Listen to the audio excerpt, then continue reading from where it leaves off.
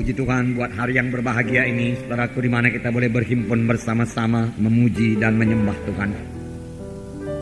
Dan Tuhan hadir di tengah-tengah kita, saudaraku. Biarlah persekutuan kita dengan Tuhan bertambah hari bertambah indah. Biarlah kita hidup dekat dengan Tuhan, bahkan hidup bergaul dengan Tuhan pada akhir zaman ini. Inilah juga firman Tuhan pada hari ini yang hendak saya sampaikan kepada saudara, yaitu mengenai berjaga-jaga pada akhir zaman, supaya kita tetap dalam kehendak Tuhan, tetap dalam persekutuannya indah dengan Tuhan, tetap dalam roh Tuhan. Saudara, itu tertulis di dalam Matius pasal 24, pembacaan Alkitab kita beberapa hari yang lalu. Dan saya ingatkan lagi kepada saudara, supaya kita terus setia membaca skedul pembacaan Alkitab kita.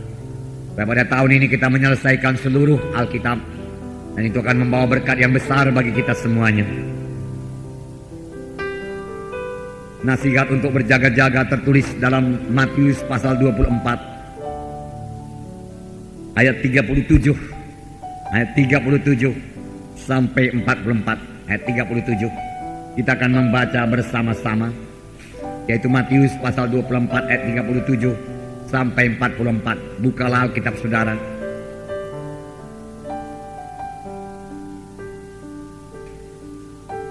Mari kita baca bersama-sama.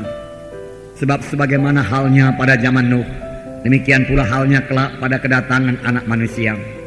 Sebab sebagaimana mereka pada zaman sebelum air bah itu makan dan minum, kawin dan mengawinkan, sampai kepada hari Nuh masuk ke dalam bahtera, dan mereka tidak tahu akan sesuatu sebelum air bah itu datang dan melenyapkan mereka semua.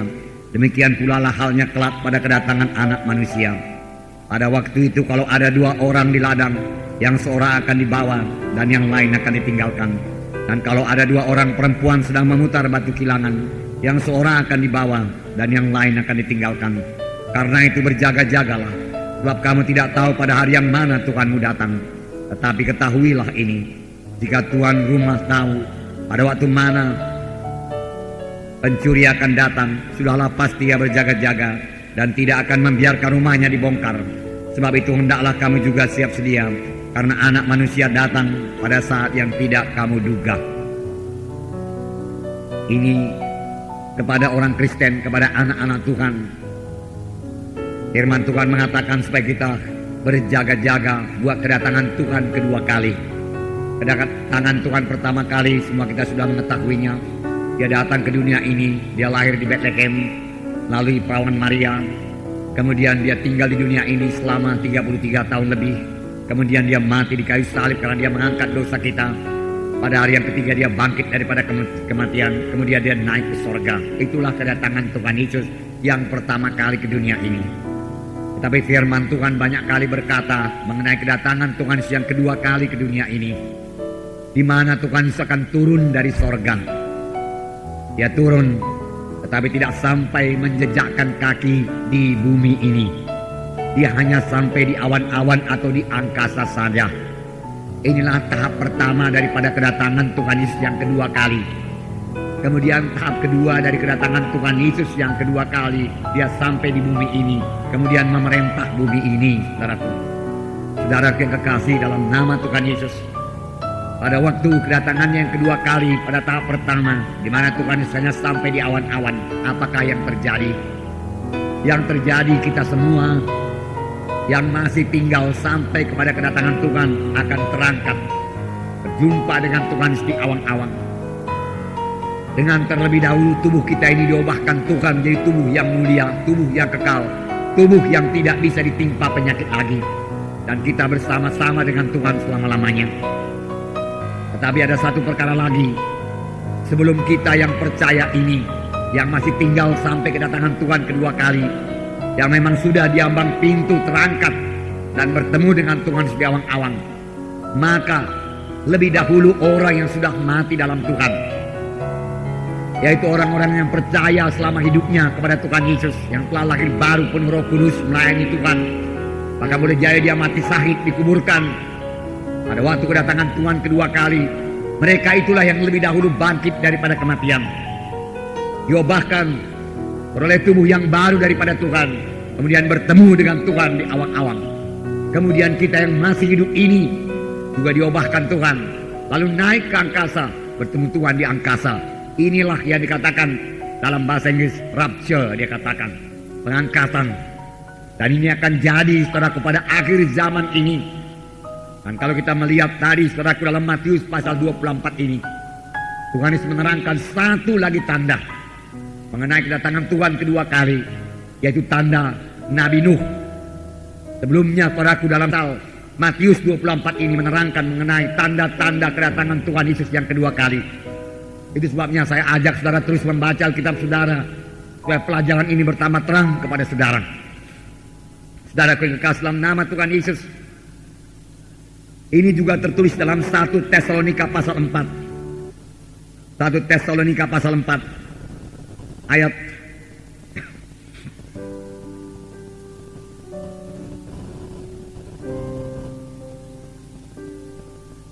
14, saya bacakan pada saudara. 1 Tesalonika pasal 4 ayat 14. Memang ayat ini selalu dibaca pada waktu penguburan, di kuburan. Tetapi saya minta pada hari ini supaya saudara meresapkannya sungguh-sungguh dan minta pertolongan Roh Kudus supaya kita betul-betul mengerti apa maksud ayat ini dan percaya apa yang dikatakan ayat ini, karena ayat ini menyatakan mengenai kedatangan Tuhan kedua kali, supaya kita betul-betul menantikan kedatangan Tuhan kedua kali dan berjaga-jaga dalam hal tersebut. Ayat 14, karena jikalau kita percaya bahwa Yesus telah mati dan telah bangkit, maka kita percaya juga bahwa mereka yang telah meninggal dalam Yesus akan dikumpulkan Allah bersama-sama dengan Dia. Ini kami katakan kepadamu dengan firman Tuhan, kita yang hidup, yang masih tinggal sampai kedatangan Tuhan, sekali-kali tidak akan mendahului mereka yang telah meninggal. Sebab pada waktu tanda diberi, yaitu pada waktu penghulu malaikat berseru dan sangkakala Allah berbunyi, maka Tuhan sendiri akan turun dari sorga, dan mereka yang mati dalam Kristus akan lebih dahulu bangkit. Sesudah itu kita yang hidup, yang masih tinggal, akan diangkat bersama-sama dengan mereka dalam awan, menyongsong Tuhan di angkasa. Demikianlah kita akan selama-lamanya bersama-sama dengan Tuhan. Jelas ayat ini, saudaraku, berkata bahwasanya ada pengangkatan orang percaya, baik yang mati, yang hidup, yang masih tinggal sampai pada kedatangan Tuhan kedua kali, akan terangkat dan bertemu Tuhan di awang-awang, diubahkan dalam sekejap mata. Tapi yang lebih dahulu bangkit, yaitu orang yang mati di dalam Tuhan. Mereka lebih dahulu bangkit pada tubuh kemuliaan, lalu bertemu dengan Tuhan di awang-awang. Saudaraku yang kekasih dalam nama Yesus, kalau memang Tuhan lambat datang, saudaraku, dan kita semua harus mati, biarlah kita mati dalam Tuhan. Biarlah kita mati setelah kita bekerja sungguh-sungguh buat Tuhan, setelah kita selesai mengerjakan pelayanan yang ditugaskan Tuhan kepada kita. Lalu kita akan mati dengan umur yang panjang, dan kita mati dalam Tuhan. Dan hanya orang yang mati dalam Tuhan yang akan terangkat pada waktu Tuhan Yesus datang kedua kali. Kuburan-kuburan orang yang mati di luar Tuhan tidak akan terbuka. Mereka akan menanti hukumannya kekal, ditimpa murka Allah dalam sengsara yang selama-lamanya dengan tubuhnya juga, saudaraku. Tetapi orang yang mati dalam Tuhan dengan tubuhnya akan bersama-sama dengan Tuhan di sorga selama-lamanya. Jadi untuk mati dalam Tuhan, kita perlu hidup dalam Tuhan. Kita tidak dapat mati dalam Tuhan kalau selama kita hidup dalam dunia ini kita hidup dalam dosa dan tidak dalam pertobatan. Kita tidak bisa mati dalam Tuhan kalau selama kita hidup dalam dunia ini kita berdukun-dukun, ikut dalam acara-acara kegelapan. Kemudian pada waktu kita mati, saudaraku, kita tidak mati dalam Tuhan, saudaraku, tapi mati di luar Tuhan. Apakah artinya mati di luar Tuhan? Hilang selama-lamanya di dalam sengsara yang kekal. Oleh sebab itu, saudaraku, dalam kebaktian penguburan, saudara sendiri menyaksikan bahwasanya kita tidak berdoa bagi orang yang mati tersebut, karena tidak ada lagi gunanya dia didoakan. Kalau memang selama hidupnya dia hidup dalam Tuhan, dia mati di dalam Tuhan. Dan kalau dia mati dalam Tuhan, dia sudah ke sorga, karena dia sudah bersuka cita. Tetapi kalau memang dia dalam hidupnya pun tidak peduli kepada Tuhan, tidak mau mengikut Tuhan, tidak pernah bertobat, walaupun dia ke gereja, saudaraku, tetapi terus hidup menurut hawa nafsunya, terus hidup dalam dosa, saudaraku, hidup lagi ikut acara-acara kegelapan, kemudian dia mati dengan obat-obat dukun sekalian, saudaraku, Saudara, kita doakan pun dia, saudaraku, dia tidak akan berpindah daripada neraka ke sorga. Pada waktu orang mati itu belum dikuburkan, masih dalam rumah, saudaraku, saudara, jiwa dan rohnya, saudaraku, sudah dalam sengsara yang kekal, saudaraku. Didoakan juga, saudaraku, tidak akan berpindah. Yang menentukan apakah manusia itu ke sorga atau ke neraka, ialah hidupnya pada waktu dia hidup di dunia ini. Firman Tuhan berkata, barang siapa yang memiliki Yesus, dia memiliki hidup yang kekal. Barang siapa tidak memiliki Yesus, tidak memiliki hidup yang kekal. Barang siapa yang percaya, tidak akan dihukum. Tapi dalam pengertian percaya ini termasuk pertobatan, yaitu menolak semua dosa. Kita tidak bisa mengikut Tuhan dan juga mengikut dosa. Ke gereja juga, tapi dosa terus juga. Orang lain berbuat dosa, kita pun berbuat dosa. Namanya lah manusia bersifat lemah. Inilah alasan daripada banyak orang, sehingga dia tidak mau hidup suci. Padahal firman Tuhan berkata, hendaklah kamu kudus karena aku kudus. Tanpa kekudusan tidak seorang pun bisa memandang Allah. Hiduplah dalam Tuhan, maka saudara akan mati dalam Tuhan kalau Yesus lambat datang. Tetapi saudaraku, saya percaya ini sudah akhir zaman. Tidak lama lagi Tuhan Yesus akan datang. Dia akan menyatakan dirinya di awan-awan. Dan saya percaya, saudaraku, saya berdoa, saya berharap, kalau sekiranya pada saat ini Tuhan Yesus datang, saudaraku, itu juga iman daripada Paulus 2000 tahun yang lewat. Dia berharap Tuhan Yesus datang pada zamannya, tetapi tidak pada zaman Paulus. Boleh jadi pada zaman kita ini. Dan kalau pada saat kita kebaktian ini Tuhan Yesus datang, saya percaya ruangan ini segera kosong dan kita semua naik ke sorga, bertemu Tuhan di awan-awan. Dan akan banyak gereja-gereja lain yang kosong, dan ada juga gereja-gereja yang separuh terangkat, separuh tinggal. Karena ada firman Tuhan tadi kita baca, kalau ada 2 orang di ladang, 1 diangkat, 1 tinggal. Ada 2 orang yang memutar kilangan, 1 diangkat, 1 tinggal. Ada 2 orang di tempat tidur pada waktu kedatangan Tuhan kedua kali, 1 diangkat, 1 tinggal. Oleh sebab itu firman Tuhan tadi berkata, berjaga-jagalah supaya kamu jangan ketinggalan pada waktu kedatangan Tuhan Yesus yang kedua kali. Berjaga-jaga bagi diri saudara, berjaga-jaga bagi famili saudara. Sentakkan famili kita itu semua masuk pada jalan Tuhan. Dan mereka semua percaya kepada Tuhan Yesus. Dan semua mereka memiliki Yesus dalam hatinya. Karena hanya Yesuslah satu-satunya jalan ke sorga. Tidak ada jalan yang lain lagi. Hanya satu jalan ke sorga. Bukan dengan kebenaran, kebaikan saudaraku kita, tetapi anugerah Tuhan Yesus sendiri saja yang menyelamatkan kita. Tuhan sendiri berkata, akulah jalan dan kebenaran dan hidup. Seorang pun tidak bisa sampai kepada Bapa kalau tidak melalui aku. Oh, kejar famili kita itu, saudaraku. Kejar saudara-saudara kita yang belum selamat. Bawa dia kepada Tuhan. Bawa dia kepada keselamatan. Bahagian saudara-saudara saya tidak di sini, tidak di kota Medan ini. Sebagian mereka di Jakarta, saudaraku. Tapi hati saya damai. Mengapa? Karena mereka semua sudah lahir baru, sudah selamat, sudah menerima Yesus sebagai Tuhan dan Juru Selamatnya. Walaupun tidak satu gereja-gereja kemenangan iman Indonesia ini, mereka semua sudah kenal Yesus, cinta kepada Yesus, dan semua tidak mau lagi terlibat dalam dosa. Saya percaya pada waktu Yesus datang kedua kali, kalau kami semua masih hidup, kami akan bertemu di awang-awang bersama-sama dengan Yesus. Demikian juga saudara-saudara sekalian. Amin. Haleluya. Nah, puji Tuhan, ini adalah hal yang sangat indah. Oleh sebab itu mari selamatkan famili kita. Mari kunjungi mereka, saudaraku. Jangan kalau ada urusan saja, urusan bisnis kita kunjungi mereka itu, saudaraku. Saudara, jangan. Urusan yang paling penting, saudaraku, yaitu urusan keselamatan jiwanya. Bicara terus terang kepadanya dengan mengasihi dia, dengan roh yang lemah lembut. Aku sudah mengenal jalan keselamatan, saudaraku. Katakan kepada dia, bukan seperti kita dahulu, hanya sekedar ke gereja saja, kemudian hidup kita tidak berubah, tidak ada kejadian baru kepada kita, kita pun tidak bisa berdoa, tidak baca Alkitab. Bukan begitu Kristen yang sungguh-sungguh, saudaraku. Marilah kenal jalan Tuhan. Aku sudah mengenal Yesus, aku sudah mengenal sidang Tuhan yang hidup dan berkuasa. itu di sana, di kota Medan, mari datang kebaktian, supaya kamu juga selamat. Karena kalau kamu tidak selamat, kemanakah kamu kalau kamu mati? Semua manusia ini mesti mati. Mari datang kepada Tuhan, supaya kalau kita mati kita ke sorga. Katakan amin, saudara. Haleluya. Beranilah, beranilah. Lihatlah dalam 1 Korintus pasal 15. 1 Korintus pasal 15. Saya membacakan kepada saudara. Ayat 51. Ini dikatakan, sesungguhnya aku menyatakan kepadamu suatu rahasia, bahwa kita tidak akan mati semuanya, tetapi kita semuanya akan diubah. Mudah-mudahan ini jadi, saudara. Tidak usah mati, tapi diubah. Dirubah berada tubuh yang mulia, jumpa Tuhan di tengah awan-awan.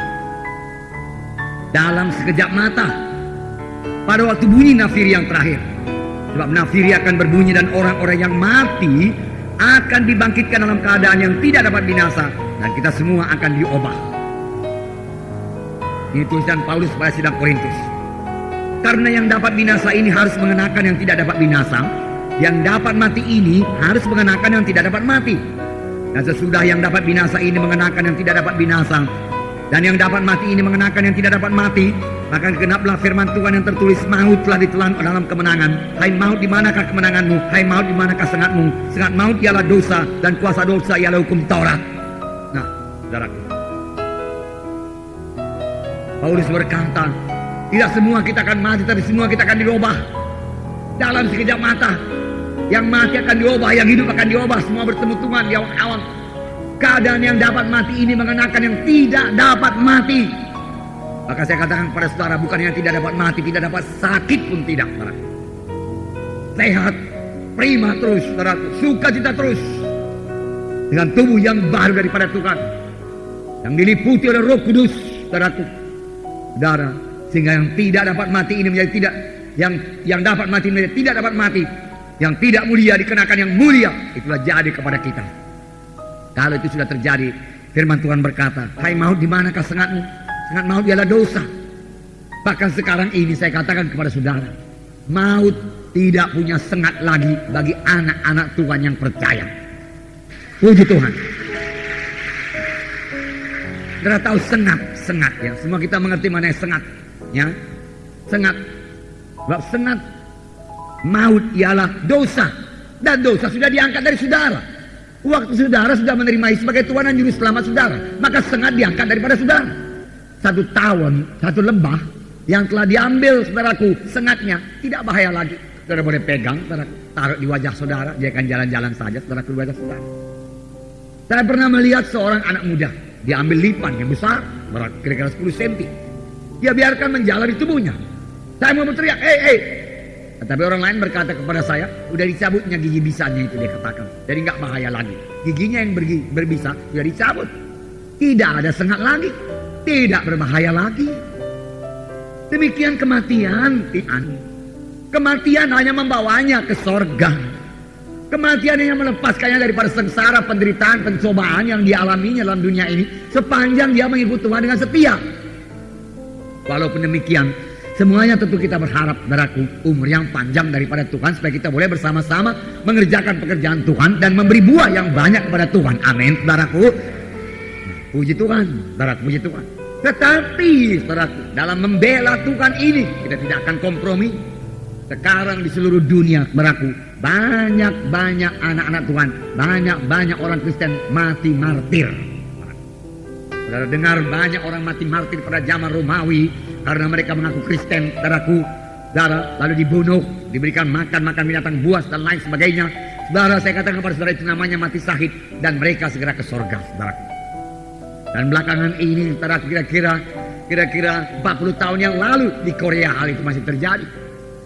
Korea pada waktu itu sebagian besar masih komunis, orang-orang Kristen dianiaya, saudaraku, mereka ditangkap, kemudian di muka laras senapan atau di depan tiang gantungan ditanya kepada mereka, apakah engkau mau mengikut Yesus atau engkau mau menyangkal Tuhan Yesus? Kalau engkau mau menyangkal Tuhan Yesus, engkau boleh pulang sekarang bersama-sama dengan anak istrimu, silakan pulang. Orang tersebut kebanyakan berkata, tidak mungkin saya menyangkal Tuhan Yesus juru selamat saya. Pada waktu engkau menembak saya, peluru menembus tubuh saya, di situ Tuhan Yesus datang dan saya hidup selama-lamanya beserta dengan Yesus. Engkau hanya berkuasa membunuh tubuh ini, tapi engkau tidak berkuasa apa-apa berbuat kepada jiwaku dan rohku, dia katakan. Dan senapang meledak, saudaraku, dan dia berlumuran darah, jatuh, saudaraku, dengan muka yang tersenyum bertemu dengan Yesus. Ribuan, saudaraku, ribuan. Bahkan kalau saudara baca jaringan doa, saudaraku, sampai sekarang seluruh dunia ini tiap-tiap hari banyak orang Kristen mati syahid karena mempertahankan imannya dan tidak mau kompromi. Dia cinta pada Yesus. Pada zaman sekarang ini, boleh jadi pada hari ini, apa yang dikatakan Tuhan benar. Belakangan ini kita dengar, saudaraku, ada kerusuhan daerah situ Bondo, Tasikmalaya sana, saudaraku, juga satu keluarga pendeta, saudaraku, mati dibunuh, saudaraku. Istri dan anak-anaknya pendeta sendiri, saudaraku, mati syahid karena mereka memakai gelar Kristen, saudaraku. Mereka tidak mau menyangkal Tuhan, saudaraku, karena mereka mati, saudaraku. Saya katakan pada saudara, darah para martir merupakan tanah yang subur untuk Injil Tuhan. Maka inilah saatnya, saudaraku, kita membawa Injil ke daerah sana, saudaraku, dan mereka, saudaraku, mendengarkan berita keselamatan, saudaraku. Puji Tuhan, saudaraku. Orang Batak banyak diselamatkan Tuhan. Mengapa, saudaraku? Sebelum No Manson datang, Liman Munson, saudaraku, mencurahkan darahnya sebagai martir di tanah Batak, saudaraku, karena dianiaya oleh orang Batak dan dikuburkan di sana. Saudaraku, kedua orang itu bersaudara, anak dari seorang janda. Dan janda ini berkata di Amerika, waktu dia dengar kematian anaknya yang dua orang itu, aku tidak mempunyai anak yang lain. Hanya dua orang itu anakku, dan aku seorang janda. Kalau sekiranya ada anakku lagi, aku kirim lagi dia ke tanah Batak. Saudara, dapat satu kasih yang luar biasa, saudaraku, dicurahkannya pada orang Batak. Hati-hati orang Batak. Dan keselamatan saudara peroleh daripada Tuhan. Untuk apa itu? Untuk apa saudara menjadi Kristen yang sejati? Tahukah saudara bahwa saya No Manson datang dari Jerman? Tidak ada pesawat terbang pada waktu itu. Saudara lihat di peta dari mana dia jalan. Saudaraku, dia melewati India untuk turun. Kenapa dia tidak berhenti di India untuk menginjili India? Terus Pakistan, kenapa tidak berhenti di Pakistan? Bangladesh, India, saudaraku. Kemudian, saudaraku, Thailand, saudaraku, Malaysia, saudaraku. Taruhlah Kamboja boleh jadi sebelah sana, saudaraku. Tapi dia tidak turun di situ. Dia turun ke Sumatera Utara ini, kemudian ke daerah Batak. Mengapa tidak di sebelah utara daripada Sumatera Utara dan Aceh? Mengapa tidak di Sumatera Barat? Mengapa tidak ke Jawa? Padahal yang terkenal pada waktu itu Batavia, kota dagang yang terbesar di Indonesia. Mengapa dia pergi ke tanah Batak? Saya percaya ini pimpinan Tuhan, berkat Tuhan pada orang Batak. Tetapi orang Batak juga harus, saudaraku, memberi buah kepada Tuhan. Saudara juga harus, saudaraku, memberi buah daripada martir yang mati di sana, saudaraku. Daripada kematian No Manson di sana juga. Karena No Manson mati di tanah Batak, kuburannya ada di sana. Dia tidak kembali ke negerinya, dia menjadi orang Batak, saudara. Saudara, itu sebabnya Tuhan mau menyelamatkan suku Batak. Supaya suku Batak, saudaraku, kembali bawa Injil buat seluruh Indonesia ini. Puji Tuhan, saudaraku. Tidak berapa jauh saya jalani Indonesia ini. Saya baru sampai sekitar Kupang sana, saudaraku. Sulawesi, Kalimantan, saudaraku, Jawa, Lembang, saudaraku, dan beberapa daerah yang lain lagi, di Palu. Apa yang saya lihat, saudaraku? Saya lihat hanya suku Ambon lah, saudaraku. Dan sedikit suku Manado, saudaraku, yang bisa menyanyi seperti orang Batak menyanyi. Apa gunanya itu semua? Saudaraku, saya percaya supaya orang Batak memberikan buah kepada Tuhan, membawa Injil jadi terang. Oleh sebab itu, saudaraku, suku Batak ini, saudaraku, harus benar-benar hidup pada jalan Tuhan, hidup dalam kesucian Tuhan, tidak terlibat lagi dalam kuasa-kuasa kegelapan. Kembalilah kepada jalan Tuhan yang suci. supaya kuasa Tuhan menyertai saudara, urapan Roh Kudus menyertai saudara, dan saudara menjadi pemberita Injil di seluruh Indonesia ini, saudaraku. Tapi sepanjang saudara masih ikut takut juga kepada manusia, terikut-ikut dengan kuasa-kuasa kegelapan, acara-acara kegelapan, saudaraku, yang pada zaman No Manson telah dihapuskan oleh No Manson. Baca sejarah No Manson, saudaraku. Gondang saja tidak bisa masuk gereja, saudaraku. Rokok saja tidak bisa di gereja pada zaman No Manson. Bukunya masih ada sekarang, saudaraku. Saudara, biarlah suku Batak menyadari hal tersebut, saudaraku. Dan No Manson lah, saudaraku, yang mendidik orang Batak, saudaraku, sebagai dalam pendidikan militer, saudaraku, dalam asrama, saudaraku. Saudara, dia bentuk suku Batak, sehingga suku Batak yang ketinggalan 100 tahun daripada suku di Sumatera Barat sana bisa mengejar ketinggalan tersebut satu generasi maju, saudara. Karena Kristen melanda, saudara. Kristen selalu membawa berkat, saudara.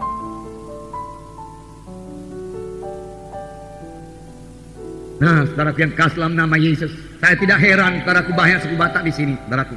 Dan saya mau lebih banyak lagi, saudaraku. Karena darah para martir ditumpahkan di tanah Batak sana, saudaraku. Darah yang mahal di hadapan Tuhan. Yang pasti Tuhan berikan hasilnya. Dan siapa tahu masih ada orang Batak yang akan jadi martir, saya tidak tahu. Atau suku Karo yang jadi martir, saya tidak tahu. Namun saya sendiri dalam hati saya, kalau nama Tuhan memanggil saya jadi martir, saudaraku, saya siap sedia. Dan saya tidak akan pernah menyangkal Injil Tuhan. Karena ini akhir zaman, saudaraku, di mana kita harus hidup benar dan tidak kompromi sama sekali. Firman Tuhan, berjaga-jagalah, hidup atau mati saya, saudaraku. Banyak saya hidup dalam Tuhan, saudara. Pada waktu Yesus datang kedua kali, saya akan terangkat itu yang perlu bagi saya dan bagi anak-anak saya, keluarga saya, saudaraku, yang sangat saya kasihi, dan juga saudara-saudara sekalian. Saya minta saudara tetap percaya kepada Tuhan Yesus dan ikut Tuhan sungguh-sungguh sepanjang hidup saudara. Berjaga-jaga menanti kedatangan Tuhan kedua kali, dalam roh dan dalam kebenaran, dalam memberi buah kepada Tuhan, dan tidak terlena oleh dunia ini, tidak terlalai-lalai oleh dunia ini, tidak terikut-ikut oleh dunia ini, tidak dikuasai oleh mamon dunia ini, dikuasai oleh uang dunia ini, tidak menjadi hamba uang, saudaraku, dan menjadi hamba Tuhan, saudara. Itu maksud Tuhan. Saudara, yang kasih dalam nama Yesus, saya akan membacakan kepada saudara. Nah, tadi dikatakan sebagaimana pada zaman Nuh, demikian terjadi pada waktu kedatangan Tuhan kedua kali. Mari kita lihat keadaan pada zaman Nuh. Bagaimana sebenarnya keadaan pada zaman Nuh? Kejadian pasal 6 ayat 5 mulai saya bacakan. Kejadian pasal 6 ayat 5 saya bacakan. Ketika dilihat Tuhan bahwa kejahatan manusia besar di bumi, dan bahwa segala kecenderungan hatinya selalu membuahkan kejahatan semata-mata, maka menyesallah Tuhan bahwa ia telah menjadikan manusia di bumi, dan hal itu memilukan hatinya. Kejahatan manusia besar dan kecenderungan hatinya jahat semata-mata. Ayat 9. Inilah riwayat Nuh. Nuh adalah seorang yang benar dan tidak bercela di antara orang-orang sejamannya, dan Nuh itu hidup bergaul dengan Allah. Nuh memperanakkan 3 orang laki-laki, Sem, Ham, dan Japet. Adapun bumi itu telah rusak di hadapan Allah dan penuh dengan kekerasan. Allah menilik bumi itu, dan sungguhlah rusak benar. Sudah semua manusia menjalankan hidup yang rusak di bumi. Beginilah keadaan pada akhir zaman, sama seperti keadaan pada zaman Nuh. Perhatikan beberapa poin di sini, saudaraku. Dikatakan pada zaman Nuh, kecenderungan hati manusia ini jahat mata-mata. Pikirannya membuahkan kejahatan. Saudaraku, pikirannya sudah dipenuhi dengan kejahatan. Kejahatan menjadi hamba uang. Apa yang kuperbuat supaya dapat uang, gak peduli dosa, gak peduli kejahatan. Memenuhi pikiran manusia pada zaman itu. Kemudian di sini dikatakan, adapun bumi penuh dengan kekerasan. Bagaimana keadaan bumi kita sekarang ini? Saudara baca di koran, gak usah jauh-jauh. Saudara lihat berita-berita di TV, apakah memang penuh dengan kekerasan? Apakah saudara pernah mendengar di TV pembunuhan di sana sini, pembunuhan sadis, anak-anak juga dibunuh, saudaraku, perkosaan segala macam, saudaraku. Bukankah itu semua kekerasan? Ditambah lagi film-film kekerasan di TV, saudaraku. film-film peperangan, film-film balas dendam di TV. Saudara, karena memang sudah demikian cara berpikir manusia ini, dan film yang demikian memuaskan hati manusia tersebut, saudaraku. Bukan hanya memuaskan, tetapi apa yang disodorkan film itu mulai tumbuh dalam hatinya. Oleh sebab itu saya katakan pada minggu yang lalu, hati-hati dengan anak-anak kita. Kita juga. Film-film kekerasan itu akan membawa dampak yang negatif bagi kerohanian kita, bagi pikiran kita, apalagi bagi anak-anak. Seharusnya anak-anak bisa menyembah Tuhan dalam roh, dalam kebenaran. Coba cek anak-anak saudara apakah bisa menyembah Tuhan dalam roh, dalam kebenaran.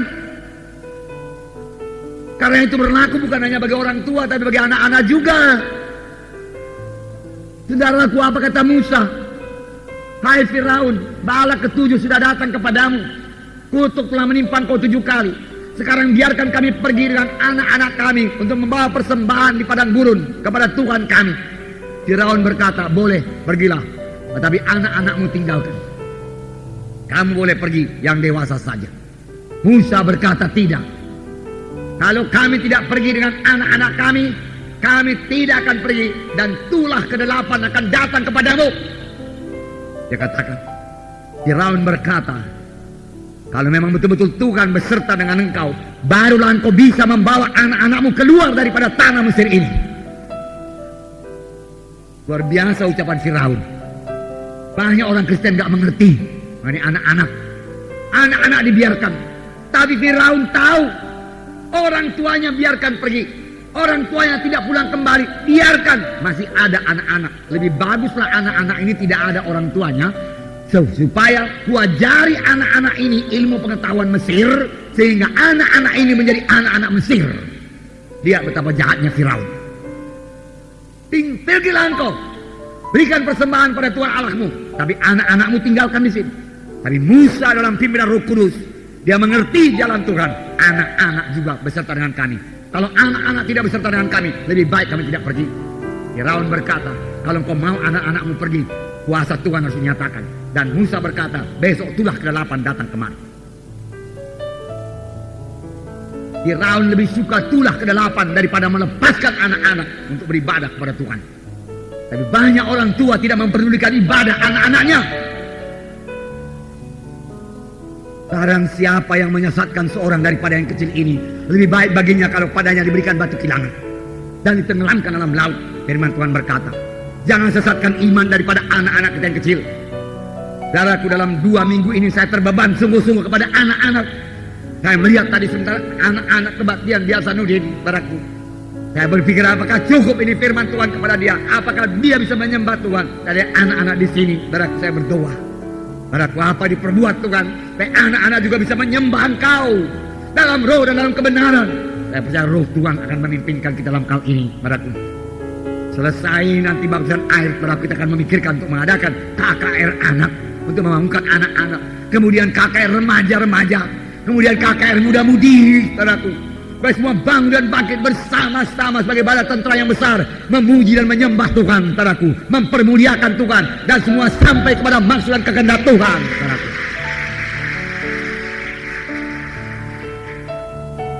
Saudaraku yang kasih dalam nama Yesus, bumi penuh dengan kekerasan dikatakan di sini, dan manusia menjalani hidup yang rusak di bumi. Saya katakan pada akhir zaman, standar moral akan rontok pada akhir zaman. Percabulan akan bertambah-tambah, pornografi akan bertambah-tambah. Bagaimana kita, anak-anak Tuhan, saudaraku? Dan anak-anak Tuhan harus hidup benar, saudaraku. Paranormal akan bertambah-tambah, dengan keterangan dukun akan bertambah-tambah, pengajaran sesat akan bertambah-tambah, saudaraku. Penyesatan juga akan bertambah-tambah. Sama seperti pada zaman Nuh, pengejek akan bertambah-tambah, saudaraku. Pencemooh akan bertambah-tambah, karena Nuh dicemooh, diejek 100 tahun lamanya. Tapi satu perkara lagi, kita baca tadi dalam Matius 24, pada waktu itu sama seperti keadaan pada zaman Nuh, manusia akan makan, minum, kawin, mengawinkan. Kelihatannya enggak dosa. Di mana yang jadi dosa? Pikiran manusia ini cuma makan, minum, melezatkan tubuh, tidak pernah menyangkal diri, tidak menahan hawa nafsu, kawin, mengawinkan. Itu saja memenuhkan pikirannya. sehingga tidak ada lagi padanya pikiran yang rohani. Lalai perkara rohani, tidak peduli perkara rohani. Begitulah keadaan manusia padaku pada akhir zaman. Tadi sudah kejadian. Lebih jelas dalam 1 Timotius, 2 Timotius pasal 3. Yang membacakannya kepada saudara. Keadaan manusia pada hari zaman. 2 Timotius pasal 3 ayat 1, hanya beberapa ayat saja, waktu kita tinggal sedikit. Saya membacakan. Ketahuilah bahwa pada hari-hari terakhir akan datang masa yang sukar. Hari-hari terakhir akan datang masa yang sukar. Sukar bagaimana ini? Saudaraku, bagi saudara anak-anak Tuhan akan datang masa yang sukar. Mengapa? Karena saudara tidak mau kompromi. Karena saudara tidak mau ikut dalam acara-acara kegelapan. Lalu mereka itu akan menyingkirkan saudara. Boleh jadi mereka akan memecat saudara daripada satu perusahaan atau pekerjaan. Karena saudara percaya kepada Tuhan Yesus, kalau saudara berdoa dan bersaksi mengenai Yesus, mereka akan membenci saudara. Tapi itu hanya satu aniaya yang kecil, yang memang untuk membangun darah, untuk membangunkan iman saudara, untuk menambah cinta saudara kepada Yesus, untuk menambah kedewasaan rohani saudara. Karena masa-masa yang sukar, manusia akan mencintai dirinya sendiri.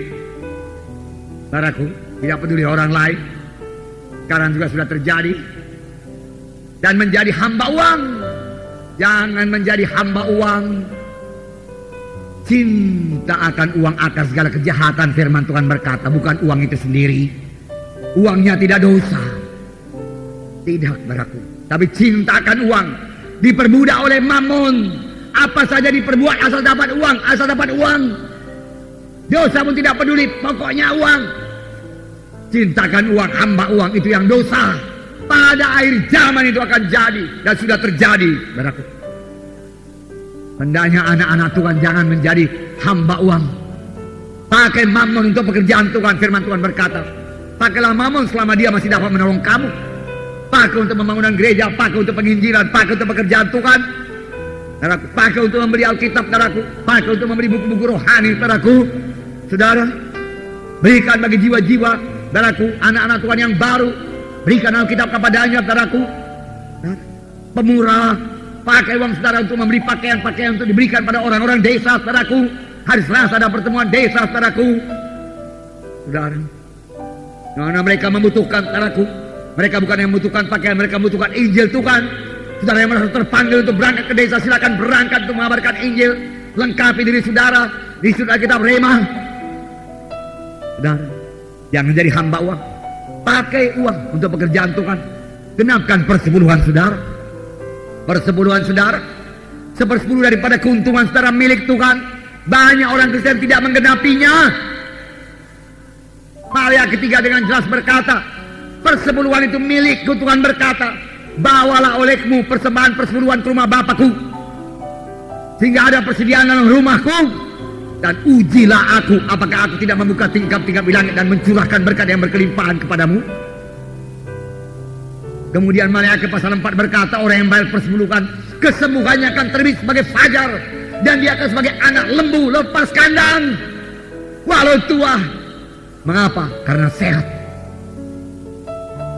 Kutuk kamu datangkan kepadamu karena kamu mencuri uang Tuhan, dia katakan. Apakah yang kami curi? Hukum Maliaki berkata, kamu mencuri persepuluhanku, Tuhan berkata. 1/10 daripada milik kita, daripada keuntungan kita, milik Tuhan. Banyak orang mencuri. Lalu dia heran kenapa kutuk datang, kenapa penyakit tidak sembuh. Saudaraku, dia nggak mengenapi jalan Tuhan. Padahal kalau dia berikan 10%, tinggallah 90% yang masih sangat banyak. Plus Tuhan membuka tingkap-tingkap di langit dan mencurahkan berkat yang berkelimpahan, sehingga kamu tidak sempat menyimpannya pun, Tuhan berkata. Saya kenal beberapa orang yang sudah kaya dalam hal ini, dari konglomerat, karena mereka mengenapkan lebih daripada persepuluhan dia berikan pada Tuhan. Kaya luar biasa. Iya. Lalu penghulu setan ini berkata, bagaimana kita buat? Dia katakan supaya Injil jangan menyebar lagi. Itulah katanya. Lalu penghulu satu daerah berkata, Wah, sudah kumusnahkan, sudah kumatikan satu orang penginjil dengan hujan es yang sangat luar biasa, dia mati beku. Tidak jalan misalnya yang demikian, dikatakan. Mati satu, datang 10. Dikatakan, kata pimpinan setan ini.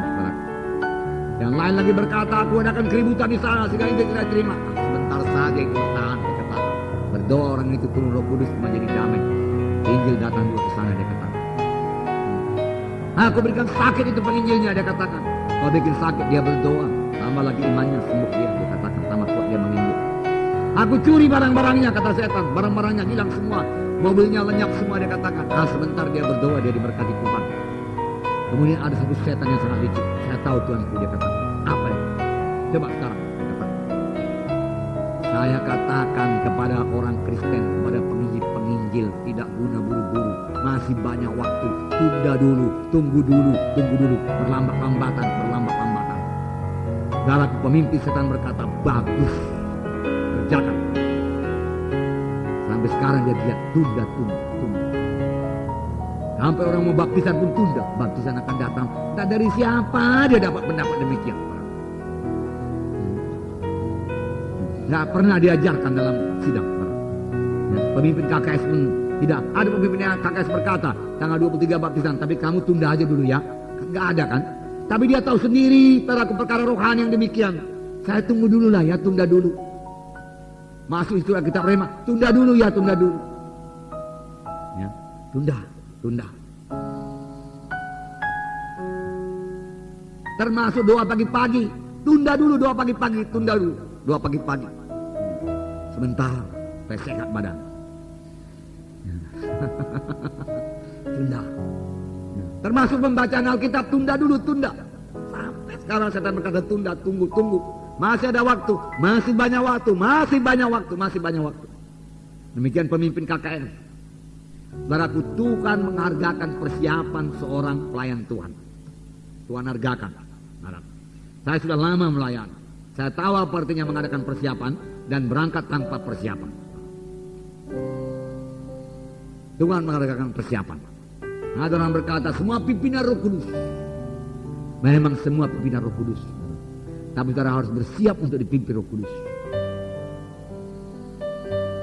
Dan bersekutu dengan Roh Kudus dalam doa saudara. Amin saudara.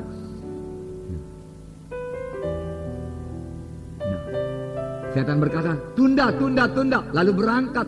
Pemimpin KKS berangkat melayani, berangkat ke KKS tanpa doa. Saudaraku, apa hasilnya? Pernah tahu? Saudaraku, pelayanan bisa ketawa. Ya, pelayanan bisa ramai.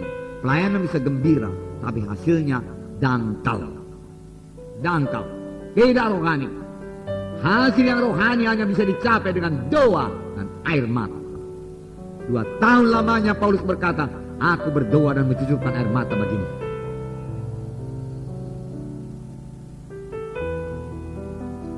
Doa. Amin saudara. Nah, haleluya. Nah, jadi saudaraku, jauhkan kehidupan yang berlajak-lajak, saudaraku. Jangan tunda-tunda, saudaraku, dalam roh selalu. Supaya kita berjaga-jaga, saudaraku. Saudara, dalam Matius pasal 22, saudaraku, diterangkan mengenai perumpamaan ini juga, saudaraku. Biarlah mengetuk hati kita supaya kita ketahui keadaan jiwa-jiwa pada akhir zaman, saudaraku. Ini sebelum tanda-tanda akhir zaman. Tuhan Yesus memberikan perumpamaan tentang perjamuan kawin. Apakah jawaban dari orang-orang yang diundang ke perjamuan kawin tersebut, saudaraku? Dan bagaimana pula, saudaraku, orang yang menerima undangan perjamuan kawin tersebut, dia harus memakai pakaian perjamuan kawin. Kalau tidak, saudaraku, diusir juga keluar daripada perjamuan kawin. Tapi banyak yang menolak. Matius 22 ayat 1 saya bacakan. Ya, membaca ini, amin saudara. Ya.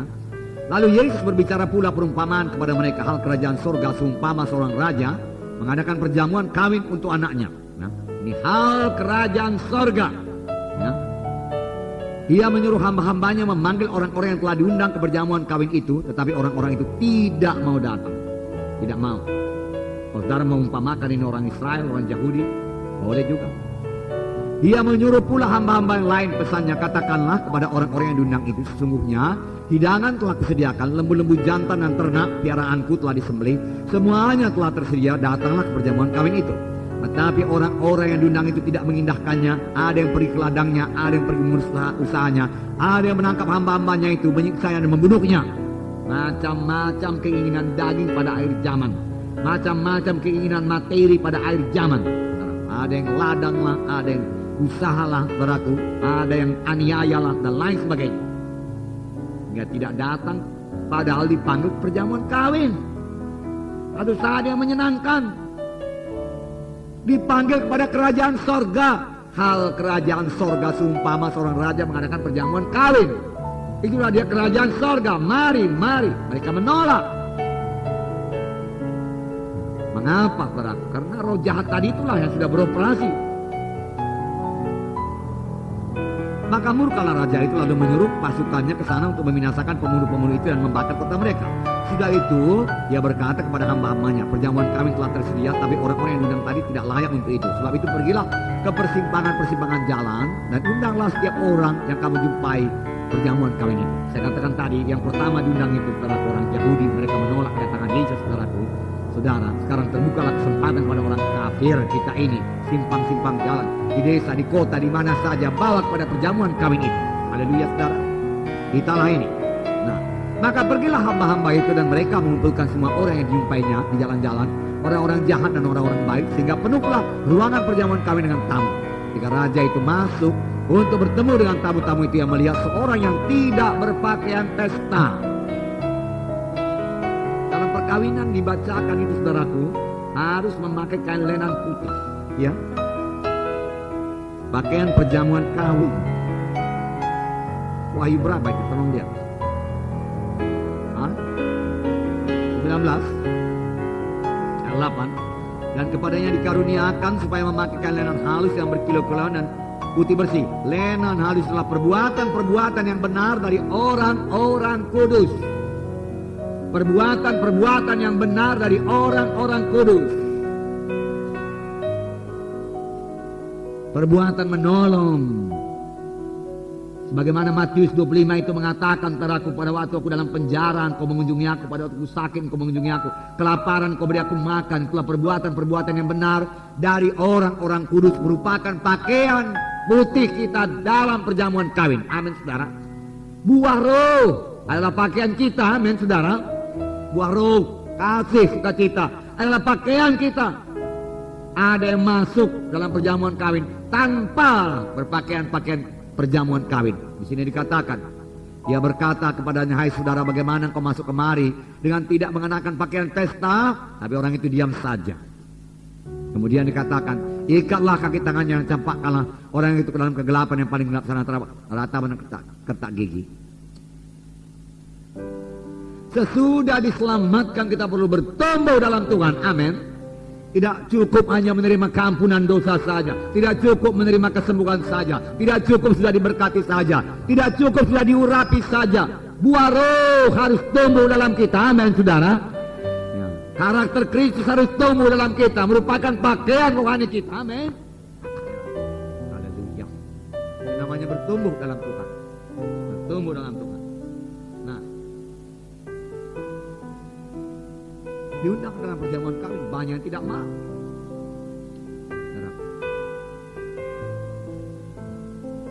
Untuk tetap hidup, berjaga-jaga menantikan kedatangan Tuhan, kita perlu hidup seperti Nuh hidup. Ya.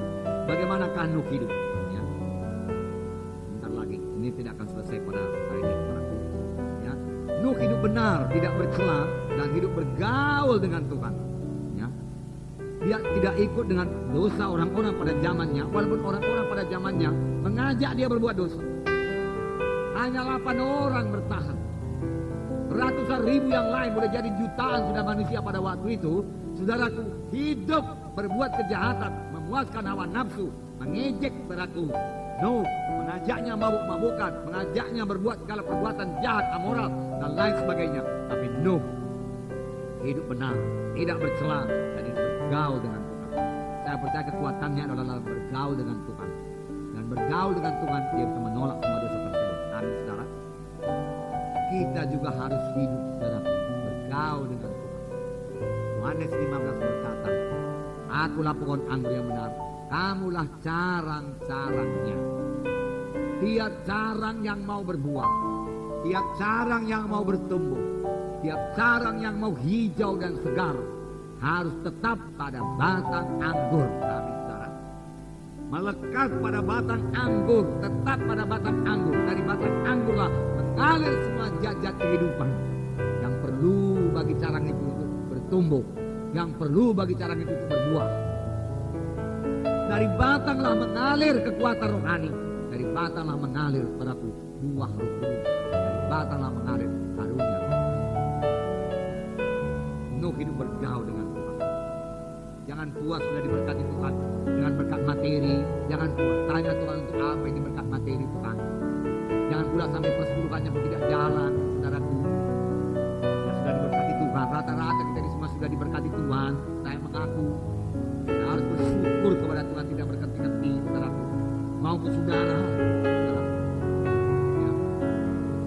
Dan saya melihat apa yang kejadian dalam dunia ini, saudaraku.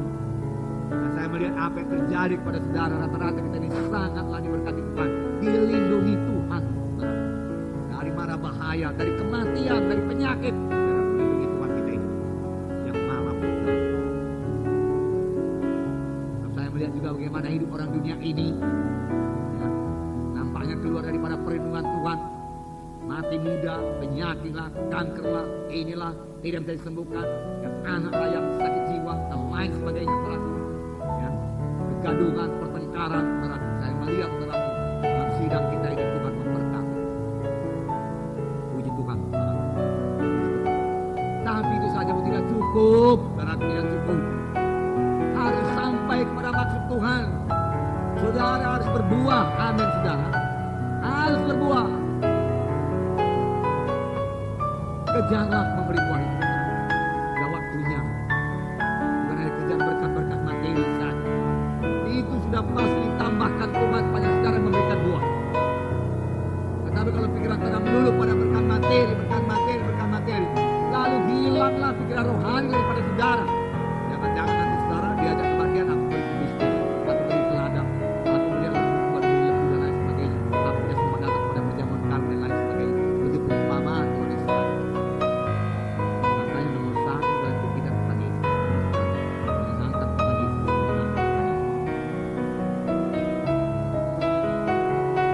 Untuk berbuah ini, saudara, setiap anak Tuhan harus ikut dalam penginjilan, ikut dalam pemuritan. Itu sebabnya dalam tempo 20 menit, dalam tiap-tiap KKR, dalam tiap-tiap kebaktian KKR, bicarakan mengenai penginjilan. Doakan seperti saya dengar, saudara, doa yang sangat rohani dan sangat sukacita, penuh dengan relax terus. Tapi nggak apalah, karena itu hanya peragaan saja. Saya pun ikut ketawa tadi, saudara, nggak rohani.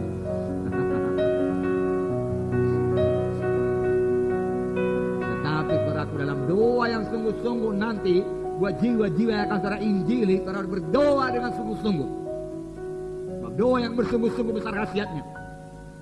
Doa yang bertalu-talu, doa yang tidak kenal menyerah, pasti dijawab oleh Tuhan, saudara. Miliki doa yang kuat, saudara. Miliki. Sirkan semua roh penghalang dalam nama Yesus. Doakan. Doakan pelayanan kita. Nah, ikut dalam penginjilan, ikut dalam pemuritan, saudara. Jangan sibuk dengan urusan-urusan pribadi. Semua kita ini punya urusan pribadi, tapi kita harus memberikan prioritas kepada penginjilan karena Yesus mau datang. J.K. Selwood berkata, kami bicara-bicara waktu itu, dia percaya Yesus mau datang. Dan satu perkataannya, saya mau pada waktu Yesus datang, saya lagi keringatan. Dia buat Tuhan. Entahkah di mana saja di penjuru dunia ini, tapi saya lagi bekerja lah. Maunya pada waktu saya datang. Pada waktu Yesus datang, dia kata, kalau saya datang gak apa-apa, saya tidur gak apa-apa. Kerja.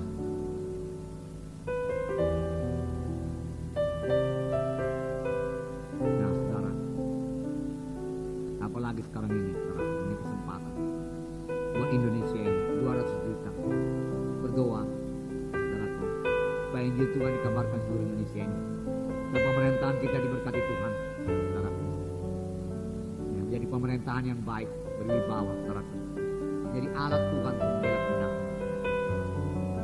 Siapa yang duduk dalam pemerintahan, doakan, merupakan pilihan Tuhan. Supaya kita sempat membawa Injil seluruh Indonesia ini.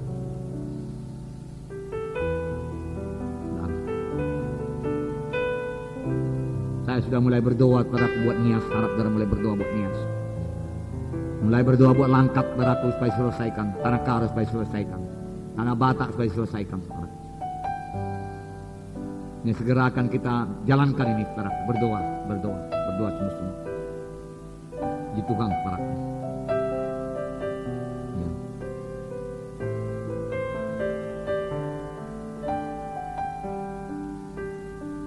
Jadi tidak cukup, saudaraku, hanya keberkatan saja. Tidak cukup sembuh saja, saudaraku. Tidak cukup sukacita saja dalam kebaktian, saudaraku. Saudara dalam kebaktian yang begini besar, saudaraku. Tuhan memberkati sidang kita ini. Pemimpin KKS banyak, pelayan banyak, pembimbing banyak, saudaraku. Jiwa baru pun banyak, saudaraku. Saudara jangan merasa puas, saudara sudah melayani sebagai pelayan dalam kebaktian minggu, pengutip persembahan dalam kebaktian minggu, penerima tamu dalam kebaktian minggu, saudaraku, atau mengatur parkir, semua itu memang sangat diberkati Tuhan dan sangatlah dibutuhkan. Tanpa saudara melaksanakannya juga kebaktian tidak akan berjalan dengan baik, saudaraku. Tapi saya katakan kepada saudara itu saja tidak cukup, saudaraku. Jangan nanti saudara berpuas, oh saya sudah pelayan, saya sudah pembimbing, saya sudah mengutip persembahan. Firman Tuhan berkata, kamulah saksi-saksiku, kamulah pemberita Injilku, Tuhan berkata. Bagus, saudara-saudara melayani. Tuhan akan menghargakan, walau kebersihan sekalipun Tuhan akan hargakan. Walau memberi minuman kepada yang kecil sekalipun, saudaraku, akan diberkati Tuhan, saudara. Tapi Tuhan minta juga kita semua memberi buah. Kita semua mengadakan penginjilan, saudaraku. Kita semua memuridkan, saudara. Amin, saudara. Ingat ini selalu, penginjilan pemuritan, laksanakan KKR. Dan beberapa kali saya pikir sudah diadakan peragaan kepada saudara. Bagaimana kita mengadakan penginjilan, bagaimana kita mengadakan pemuritan, saudara.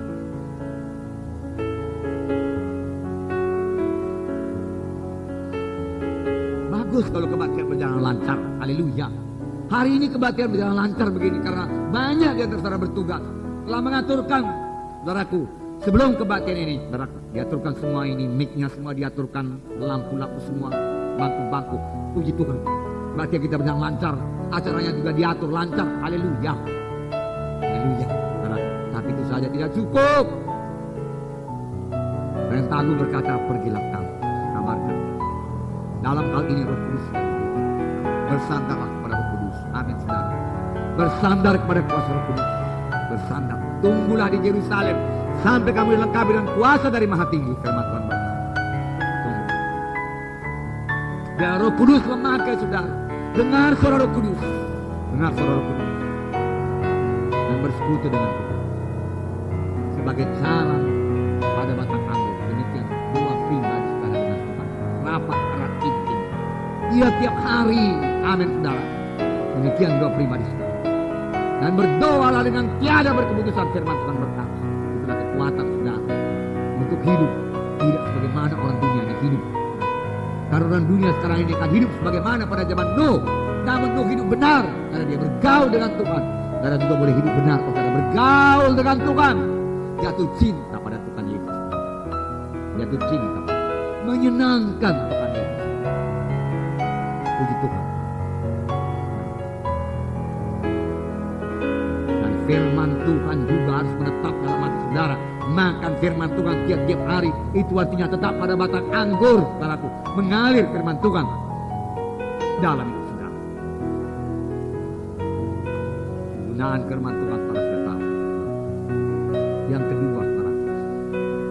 Dan sebesar saya beritakan pada saudara. Nuh patuh. Yang pertama tadi apa, saudara? Nuh hidup benar. Bergaul dengan Tuhan, tidak terikut. Yang kedua, Nuh patuh, tekun, setia, kerja keras, rajin. Oh banyak.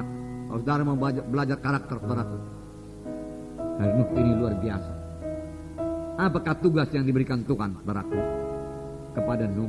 tugas yang luar biasa besar. Membangun satu kapal yang pada zaman sekarang ini pun ukurannya termasuk besar.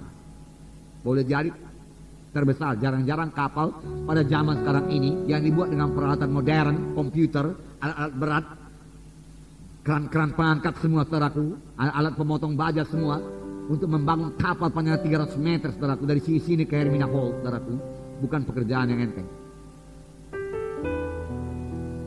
Lebarnya, saudaraku, 50 meter, saudaraku, dari jalan sini ke jalan itu satu lagi, jalan apa? Bantam apa namanya? Tingginya 30 meter, saudaraku, saudara. Rumah bertingkat 3, saudaraku, kira-kira, saudaraku, 10 meter, saudaraku. 3 kali itu tingginya ke atas, saudaraku. Dibuat dengan tangan, kampak, parang, saudaraku. Paku pun belum ada. Gala-gala ada, ter, saudaraku, dari alam. Saudara, tapi Nuh patuh. Tugas yang berat itu, saudaraku, tugas yang berat. Berapa orang yang kerja? 8 orang. Saudaraku, 8 orang. Berapa rumah dari sini ke Hermina Hall sana, saudaraku? Berapa rumah? Begitu besar Bahtera itu, karena segala gajah, segala harimau semua masuk ke dalam. Segala makanannya lagi, saudaraku. Harus semua ke dalam. Tapi Nuh patuh dengan tugas yang berat ini. Dia bersandar kepada Tuhan. Sekarang tugas kita menginjili dunia ini, mengabarkan ini ke seluruh dunia. Nampaknya juga dengan kekuatan kita secara manusiawi tidak mungkin. Tetapi Tuhan telah memberikan Roh Kudus kepada kita, sehingga tugas yang begitu besar bisa kita laksanakan dengan baik. Sama seperti Nuh, saudaraku, memperbuat bahtera itu, saudaraku. Saya bacakan kepada saudara Kejadian pasal berapa tadi?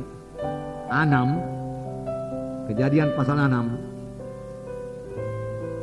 Haleluya. Ayat 22, ayat yang terakhir, Kejadian 6 ayat 22. Lalu Nuh melakukan semuanya itu tepat seperti yang diperintahkan Allah kepadanya, demikianlah dilakukannya. Tepat seperti apa, saudaraku? Diperintahkan Allah kepadanya, bukan tepat seperti yang dikehendaki oleh Nuh. Kalau Nuh bangun kapal pesiar, saudaraku, gak jadilah. Ya, kapal pesiar yang perlu sekarang ini santai, rileks dikatakan. Nanti datang banjir, 8 orangnya kami bangun kapal pesiar panjang 30 meter, bukan 300 meter, 30 meter. Nah, cukup besar. Tenggelam habis. Tidak menurut kehendak Tuhan. Kalau Nuh memakai pikirannya, jalannya sendiri, saudaraku, dia tidak patuh kepada Tuhan. Nah, firman Tuhan berkata, lalu Nuh melakukan semuanya itu tepat seperti yang diperintahkan Allah kepada yang tepat, seperti yang diperintahkan Allah kepadanya. Alangkah bahagianya kita ini, saudaraku. Alangkah berhasilnya kita ini kalau kita selalu berusaha sungguh-sungguh melakukan segala sesuatu seturut dengan apa yang diperintahkan Tuhan kepada kita, bukan seturut dengan kehendak kita atau pendapat kita atau jalan kita. Karena firman Tuhan berkata, jalanku bukan jalanmu, pikiranku bukan pikiranmu. Tapi bagaimana jauhnya langit daripada bumi, demikian bedanya pikiranku dan pikiranmu, jalanku dengan jalanmu. Nuh patuh, Nuh patuh. Ia percaya penuh apa yang dikatakan Tuhan. Tuhan berkata ada air bah, pasti ada air bah. Memusnahkan semua manusia, dia percaya, dia percaya. Biar kita juga percaya penuh, Tuhan pasti datang kedua kali. Amin, saudaraku. Ya. Dan semua orang percaya kalau terangkat ke surga, biar kita percaya penuh, saudaraku. Biar kita percaya penuh bahwasanya saudaraku, murka Tuhan akan pasti ditimpakan kepada mereka yang tidak terangkat ke surga. Memang hukuman lama-lamanya kekal. Nuh mengalami banyak oposisi. Nuh diejek. 100 tahun lamanya Nuh diejek. 100 tahun lamanya Nuh dibujuk-bujuk berbuat dosa.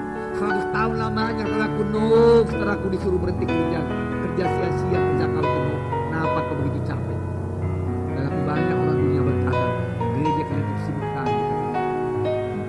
Dari pagi sampai sore, sampai malam kematian. Bagaimana sekali kematian? Rupanya sudah 9 kali kematian. Pantaslah daripada sebagaimana.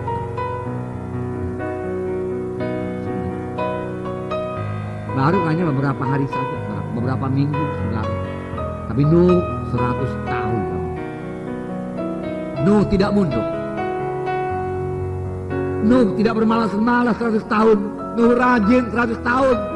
Nuh kerja keras 100 tahun. Saudaraku. Nuh 100 selamat. Amin saudaraku. Nuh percaya penuh firman Tuhan dan juga percaya penuh saudaraku. Tuhan Yesus pasti datang. Oleh sebab itu, jangan berlalai-lalai. Amin saudaraku. Ya. Jangan hidup dalam kehendak daging. Amin saudaraku.